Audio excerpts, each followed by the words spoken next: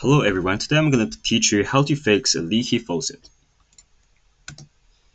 Do you have an annoying tap that drips all the time? That dripping sound can become quite irritating over time, not to mention the water that will be lost and the damage that could happen if it drips for too long. It can cost a lot to hire a plumber to fix a simple broken faucet, but don't worry. It's easy to fix a broken faucet yourself if you have a few simple tools. I will show you how to do everything step by step in this do-it-yourself video. A small wrench, screwdriver, channel lock, a washer, and springs are all the things you need.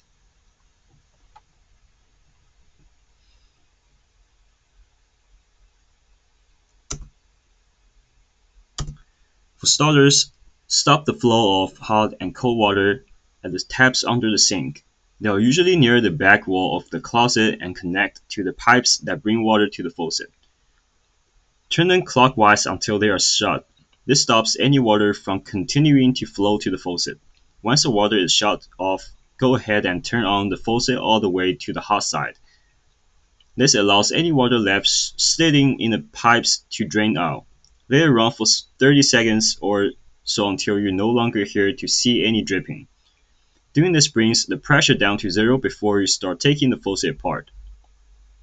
Okay, now we are ready to remove the faucet handle. There is usually a small set screw under the handle that needs to be loosened with the screwdriver before you can wiggle the handle off.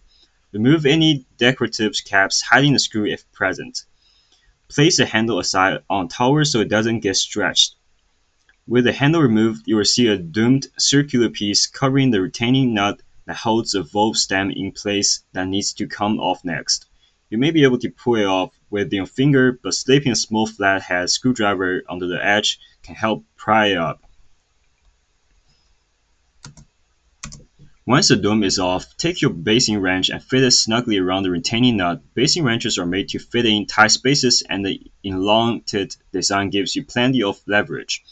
Turn the wrench counterclockwise to loosen and unthread the retaining nut. It likely will take some force to break it free if it has been a while since disassembly. After removing the retaining nut, you can pull the valve stem out from the faucet body and lay it on a towel. Take care not to lose any small parts that may come loose at this stage. Inspect the rubber washers and plastic seats. Look for cracks, pitting, or obvious signs of wear.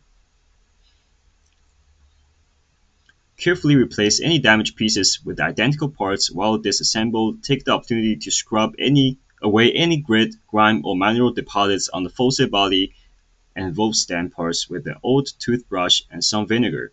This helps ensure everything will function smoothly when it's reassembled. Rinse everything with clean water afterward.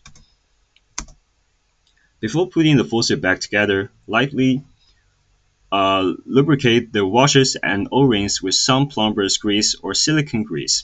This aids in creating a watertight seal and prevents squeaking. A small dab is all that's needed on each part.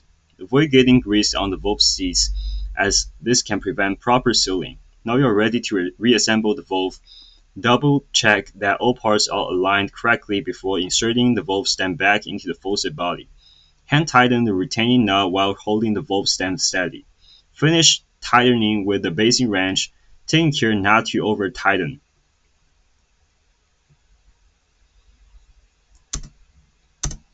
With the valve stem securely reinstalled, slide the dome cap back on and into position. The handle base can then be realigned on the valve stem and tightened down using a set screw. If the handle has a special alignment, make note of its original orientation before removing. You're almost done. The last step is turning the water supply lines back on under the sink. Turn them counterclockwise to open the valves all the way. Check for any leaks as the water pressure returns to the faucet. Tighten any connections further if needed. Turn the faucet on and let the water flow on both hot and cold for a minute or two to flush out any remaining grit. If all is working smoothly without leaks or dripping, congratulations. By following these steps, you just save yourself the cost of a plumber to fix a basic leaky faucet. Feel free to share this video to help empower others to tackle their own DIY home repairs. Thank you, that's all.